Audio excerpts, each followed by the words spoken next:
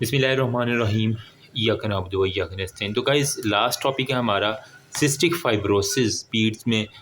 अब सी से सिस्टिक है और सी से ही आप याद कर लो क्लोराइड, ठीक है। इससे लेना देना है हमारा। होता क्या है आपको सारा डिस्कशन करता हूँ क्योंकि ये एक इम्पोर्टेंट है। इसके अंदर एक टिपिकल सिनेरियो आता है। एक तो हमारे पास डिफेक्ट होता है जीन के अंदर, ठीक है। क्रोमोसोम सी है तो C7 रोनाल्डो जो होता है ना हमारा एक फुटबॉलर है, C7 उसका है। तो हमारे पास क्रोमोसोम नंबर 7 के ऊपर जो है ना जीन का डिफेक्ट है, ठीक है। वजह क्या है? डिलीटेशन ऑफ फिनाइल एनालीन, ठीक है। हमारे पास जो फिनाइल एलानीन जो हमारे पास अमाइनो एसिड है, इसकी यूं कहने के डिलीटेशन हो जाती है क्रोमोसोम नंबर 7 पर। पोजीशन हमारी 508 डेल्टा F 508 हो गया। कैदी नंबर 400 कितना है इमरान खान का? 800 कुछ 4 है, लेकिन ये 508 है, मैं भी कंफ्यूज कर रहा, ठीक है। चलो 508 जो है ना वो हमारा 508 जो है ना वो आपका, ठीक है। अब जीन जो है ना ये क्या कोड करता है? CFTR, ठीक है। अब सिस्टिक फाइब्रोसिस जीन जो है ना वो हमारे पास CFTR मतलब सिस्टिक फाइब्रोसिस ट्रांसमेम्ब्रेन रेगुलेटर्स को कंट्रोल करता है, ठीक है। अब due to this CF epithelial cell, ठीक है, हमारे पास unable to secrete chloride ion in response to, जब साइक्लिक AMP आता है, जब अगर इसके अंदर डिफेक्ट होगा तो हमारे पास क्या होगा? जो क्लोराइड है ना आयन वो सेक्रीट नहीं होगा, तो जिसकी वजह से हमारे पास जो डिजीज़ है वो सिस्टिक फाइब्रोसिस होगी, ठीक है। ये CFTR C सारों के अंदर CC आ रहा है तो C याद कर लो इसके अंदर। क्लिनिकल फाइंडिंग क्या होगी? मरीज़ किस तरह प्रेजेंट करेगा, ठीक है। यूँ कहने कि unable to secrete chloride ion cystic fibrosis. वजह क्या है? CFTR जीन रेगुलेटर जो है उसकी म्यूटेशन है, इसको इनकोड करने वाला जीन म्यूटेटेड है, ठीक है। और ये ऑटोसोमल रिसेसिव है, इनहेरिटेड होता है हमारे पास मल्टी सिस्टम डिसऑर्डर के अंदर। पेशेंट प्रेजेंट करता है हमारे पास कफ खांसी के साथ, dyspnoea, shortness of breath, expiratory wheeze, जब वो सांस बाहर निकालता है वो वीज आती है, ये तो कॉमन सी होगी है ना, ठीक है। इंक्रीज AP एंटीरोपोस्टीरियर डायमीटर बढ़ जाएगा। कोरेस क्रैकल्स जो है ना वो हमारे पास उसको दिख जाएंगे। यहाँ पे जो इंपॉर्टेंट चीज़ है वो एक तो आपको डिजिटल क्लबिंग आ जाएगा, ठीक है, मतलब उसके जो डिजिट्स हैं उसके ऊपर आपको क्लबिंग मिल जाएगी, नंबर 1। नंबर 2 पे साइनोसिस उसको होगा, नीलापन होगा। एयर फ्लो ऑब्स्ट्रक्शन होगा एट द स्मॉल एयर वे, ठीक है, वो भी आपको कॉमन है। और हमारे पास एयर वे कोलोनाइजेशन जिसके अंदर स्टेफिलोकोकस ओरियस, ठीक है, क्योंकि वहाँ पे अब सही में तो स्टेफ ओरियस वहाँ पे अकामुलेट हो सकता है, सूडोमोनास हो सकता है, ठीक है, और एक दो और बैक्टीरिया वो हमारे पास हो सकती है। अच्छा, इनिशियल टेस्ट आप क्या इंटेस्टाइनल ट्रैक के ऊपर इसका क्या इफेक्ट है? सिस्टिक फाइब्रोसिस हमेशा पेशेंट के जो है ना वो डायरिया या इसके साथ लाजमी रिलेटेड क्लिनिकल सिनेरियो के अंदर रहेगा। अब मैं बताता हूँ आपको, आपने इंटेस्टाइन के अंदर क्या, ये तो आपने लंग्स के अंदर देख लिया ना, इंटेस्टाइनल आपने देखना है तो मिकोनियम इलियकस, एक आपको मैं वर्ड बता रहा हूँ यार, इसको थोड़ा सा जूम आउट करना, ठीक है। MECONIU, मिकोनियम क्या होता है? जो पहला फीसिस पास करता है, ठीक है, जो फीटस हमारे पास उसे मिकोनियम कहते हैं। अब डोमिनल इलियकस, मिकोनियम इलियकस मतलब कि वहाँ पे कुछ ना कुछ बंद हुआ है, ब्लॉकेज हुई है, जिसकी वजह से जब बच्चा पैदा होता है उसकी एब्डोमिनल डिस्टेंशन होगी, ठीक है, मतलब उसका पेट यूं फूला हुआ होगा। वजह क्या है? उसका सारे का सारा मिकोनियम ही फंसा हुआ है, ठीक। साथ में एमिएसिस हो गए, ठीक है। फिर साथ में failure to pass meconium in first 48 hour life, जो गायनी के अंदर होती हैं पहले 2 दिन के अंदर अंदर बच्चे का मिकोनियम पास करना बहुत ज़रूरी है। तो 48 आवर के अंदर उसने कोई भी मिकोनियम जो है ना पास नहीं किया होगा, मिकोनियम पास नहीं करेगा, इंटेस्टाइन तो सारी जो मवाद है वो उसके मुंह से आएगी, एमेसिस हो जाएगी, और साथ में उसके जो है ना वो फीसिस जमा होता रहे तो वो एब्डोमिनल डिस्टेंशन काज करवा रहे। टिपिकल सिनेरियो आप बच्चे को देख के बता सकते हैं। साथ में उसको जो है ना मेरी जान पेंक्रियाटिक इनसफिशिएंसी हो जाएगी, ठीक है। पेंक्रियाटिक इनसफिशिएंसी में क्या होगा? माल अब्जॉर्प्शन ऑफ दी फैट होगा, जो फैट वो खाएगा जो अभी दूध के अंदर है वो बिल्कुल अब्जॉर्ब नहीं होगा, ठीक है, जिसकी वजह से उसको क्या होगा? स्टीटोरिया होगा। स्टीटोरिया क्या है? कि हमारे पास फीसिस के अंदर फैट आ जाए, तो अगर किसी जवान बंदे को स्टीटोरिया है ना तो उसको कहेगा कि डिफ़िकल्ट टू फ्लश मेरे, वो कहता है कि डॉक्टर साहब कम्बोर्ड के अंदर वो मेरे स्टूल यूँ फैट की तरह, घी की तरह ऊपर तैरते रहते हैं, मैं फ्लश भी करता हूँ फिर भी नहीं जाते। तो ये स्टीटोरिया की निशानी होती है, ठीक है। जैसे मतलब फैटी स्टूल यूँ कह लें इन सिंपल वर्ड।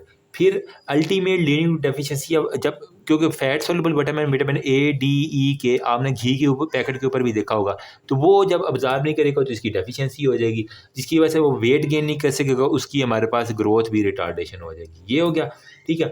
फिर आपने उसका पसीना चेक करना है, ठीक है। वो कहते हैं ना तेरे बदन के पसीनों से नहीं, छोड़ो यार, एवें फिर बात कहीं और निकल जाए। High chloride level in the sweat, जब आप उसका पसीना देखेंगे तो उसके अंदर क्लोराइड लेवल का बहुत ज़्यादा होगा, ठीक है। वजह क्या है? Inability to observe chloride ion, cyclic AMP आया लेकिन उसने वो एक्सक्रीशन और वो सारा का सारा मैकेनिज्म ख़राब हुआ है, तो उसके सारे पसीने के अंदर जो है ना वो अब आपको क्लोराइड नज़र आएगा। Salt frosting on the skin, यूँ लगेगा जैसे उसके स्किन के ऊपर जो है ना वो साल्ट, नमक जो है ना वो जमा हुआ है।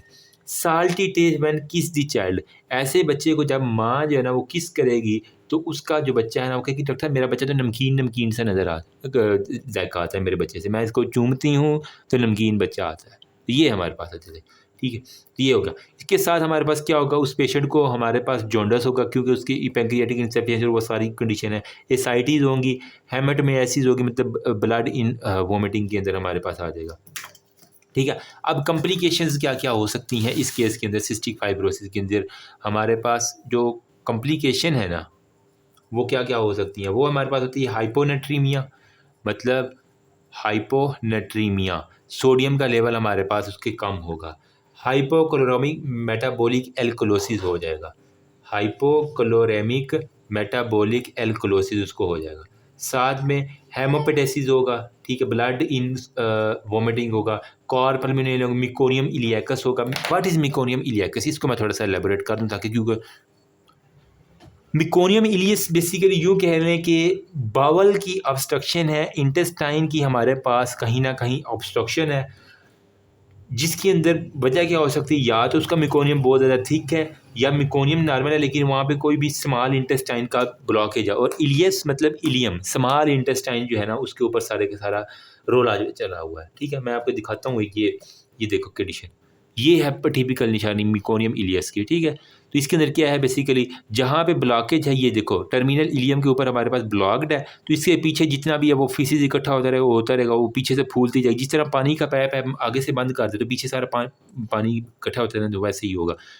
अब्डोमिनल डिस्टेंशन, और यही जो है ना वो उल्टी के साथ वो वोमिटिंग करेगा, और ये बहुत सी कॉम्प्लिकेशन करती है, ठीक है। यहाँ पे हमारे पास होती है, इवन उस बच्चे को फिर क्रोनिक साइनोसाइटिस भी हो जाता है, अब नॉर्मल ग्लूकोज टॉलरेंस हो जाती है, बहुत सी और बहुत सी कहानियाँ आ जाती हैं। डायग्नोसिस किस तरह करना है आपने, अगर आपको पता चल गया ये हिस्ट्री दे रही है डॉक्टर साहब मेरा बच्चा नमकीन है और ये सारी की सारी, तो आपने डायग्नोसिस के लिए स्वेट क्लोराइड टेस्ट हमारे पास होता है, पसीने के अंदर जो है ना वो उसको क्लोराइड टेस्ट आप कर लेते हैं, ठीक है। हमारे पास एक क्लोराइडोमीटर होता है जिससे हम क्लोराइड का लेवल जो है ना वो चेक कर लिया करते हैं। तो स्वेट क्लोराइड जिसके अंदर हमारे पास क्लोराइड लेवल ग्रेटर देन 60 मिली एक्वेटर पर लीटर हो, ठीक है, तो इसका मतलब है कि वो हमारे पास सफ़र कर। साथ में आप उसका मेजरमेंट करते हैं फैट का इन हिज स्टूल कलेक्शन 3 दिन के लिए हम करते हैं। साथ में क्वान्टिफाई करते हैं ट्रिप्सिन और काइमोट्रिप्सिन एक्टिविटी, ठीक है। एक हमारे पास ट्रिप्सिन और एक हम काइमोट्रिप्सिन एक्टिविटीज़ जो है ना वो स्क्रीनिंग टेस्ट करती हैं। साथ में चेस्ट एक्सरे करते हैं जिसके हम ब्रोंकिएक्टेसिस और हाइलर लिम्फेडिनोपैथी, स्पूटम कल्चर करते हैं, और साथ में आप डीएनए टेस्टिंग करते हैं तो आपके पास आ जाती है। अब मैनेज किया किस तरह करना है, क्योंकि इसको बहुत सी बीमारियां लग जाती हैं। अब जीन डिफेक्ट है तो जीन थेरापी चलेगी साथ में, ठीक है, नंबर 1। साथ में हमने, क्योंकि इसको इन्फेक्शन होने का चांस बहुत ज़्यादा है, इसकी वो गंद जो है वो इलियस के अंदर फंसा हुआ है, एंटीबायोटिक्स दे दो, ब्रोंकोडाइलेटर दे दो क्योंकि उसका सांस का मसला भी आ रहा होगा, ठीक है। और साथ में इनहेल्ड स्टीराइड दे दो, अल्टरनेटिव डेज के ऊपर स्टीराइड देने में, चेस्ट फिजियोथेरापी करो, ब्रीथिंग एक्सरसाइज करवाओ, पोस्टरल ड्रेनेज करवा दो, पैंक्रियाटिक एंजाइम जो है ना वो हम देते हैं बाहर से ताकि जो उसका एडीई के वो ठीक हो सके। High caloric and high protein diet इसको देनी पड़ती है। फैट सॉल्युबल विटामिन के सप्लीमेंट अगर वो खा नहीं रहा तो उसको लगाने पड़ जाते हैं। स्टूल सॉफ्टनर देने आते ताकि ईजीली जो अगर थोड़ा बहुत इलियस के अंदर से रास्ता है तो ईजिली वो पास हो जाए स्टूल एक दफ़ा, ठीक है। सर्जरी हम क्या करते हैं एंड दी एंड, जहाँ पे वो इलियस का जो है ना वो ऑब्स्ट्रक्शन है, वहाँ की सर्जरी करके उस पार्ट को निकाल दो, ना रहेगा बांस, ना बजेगी बांसुरी। ठीक है। अगर लंग्स के अंदर बहुत ज़्यादा प्रॉब्लम है तो लंग्स ट्रांसप्लांट कर दो, जीन को ही ठीक करना तो जीन थेरापी कर दो। गिनी चुनी चीज़ें हैं जो आपने करनी है सिस्टिक फाइब्रोसिस की, तो आपके पास ये अल्लाह के फजल से ख़त्म हो चुका है। ठीक है। यहाँ पे मैंने पास इनहेरिटेड मल्टी सिस्टम डिसऑर्डर है, ऑटोसोमल रिसेसिव है। ठीक है। क्रोनिक लंग्स डिजीज़ है, एक्सोक्राइन पैंक्रियाटिक इनसफिशिएंसी इन दी अर्ली लाइफ होती है। सीएफ इज़ इनहेरिटेड, मतलब ये जो सिस्टिक फाइब्रोसिस है ये हमारे पास ऑटोसोमल रिसेसिव ट्रेट होती है। डिसफंक्शनल एपिथेलियल सेल प्रोडोमिनेंट होती हैं। Chromosomal number 7 CFTR trans membrane regulators जो होते हैं ये हमारे पास होती हैं एयरवे के अंदर, जीआईटी के अंदर, और जेनेटोजेनेटिक सिस्टम वो ख़राब हो गए हैं। ठीक है। 508 आपने याद रखना है, साइक्लिक EMP के साथ रिस्पॉन्स नहीं करते, जिसकी वजह से हमारे पास वो क्लोराइड आयन जो है ना वो unable to secrete. Cough, exercise intolerance, dyspnoea, wheeze, AP diameter, कोएक्स, कैकल, इसका एक इंपॉर्टेंट निशानी है। डिजिटल क्लबिंग और साइनोसिस आपको ये पता होनी चाहिए। ठीक है। फिर आपने वो कह रहा है कि हमारे पास मिकोनियम के अंदर क्या होता है, एब्डोमिनल डिस्टेंशन हो जाएगी, मिकोनियम वो सारा इकट्ठा होगा, साल्ट और वाटर एयरवे ऑब्स्ट्रक्शन होगी at the level of small intestine. बाकी हाई स्वेट है, फिर हमारे पास विटामिन A D के, और हमारे पास बल्कि ग्रीसी स्टूल होंगे। ठीक है। और बिलरी सिरोसिस हो जाएगा, एसाइटिस हेमाटोमेसिस होगा सेबैटिक ग्लैंड में। साल्ट फ्रॉस्टिंग होगी, मतलब नमक जिस तरह होता है साल्टी टेस्ट बच्चे को जब वो किस करती है, कॉम्प्लिकेशन है। हाइपोनेट्रीमिया, नमक कम है तो सोडियम भी कम हो जाएगा। हाइपोक्लोरेमिक मेटाबॉलिक, वो सारी की सारी हमारे पास एल्कलोसिस हो जाएगी। बेसिक डिफेक्ट एक्सोक्राइन ग्लैंड का डिसफंक्शन है, एबनॉर्मल म्यूकस है, ब्रोंकाई, स्मॉल इंटेस्टाइन, पैंक्रियाट, ये सारे इफेक्ट हुए हैं।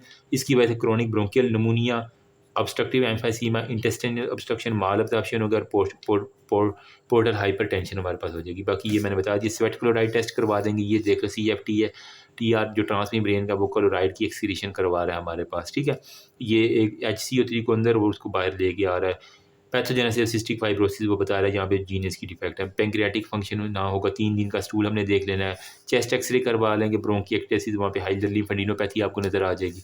ठीक है। कल्चर करवा लेंगे, हमारे स्पूटम में स्टेप ओरियस ऑर्गेनिजा जो है ना वो हमारे पास वहाँ पे मिल जाएंगे। Post pre natal DNA testing कर लो, एविडेंस हम इकोनॉमी लिए कर लो, हमारे पास ईओसिकल वाल्व के अंदर ऑब्स्ट्रक्शन है। तो मैनेजमेंट एंटीबायोटिक्स है, इनहेलेशन थेरेपी है।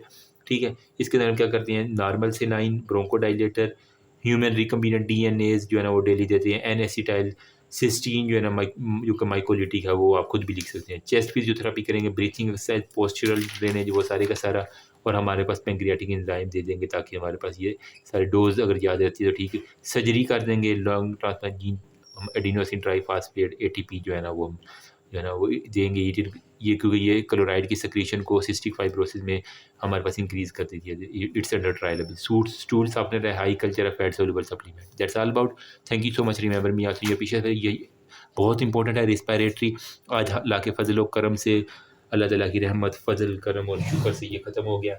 होपफुली ज़्यादा नहीं तो कुछ ना कुछ आपको आइडिया हो गया होगा, और इंशाल्लाह आप एग्ज़ाम के जो पेपर हैं वो आप पास कर लेंगे। That's all about. Thank you so much. Remember me also. Your precious prayer.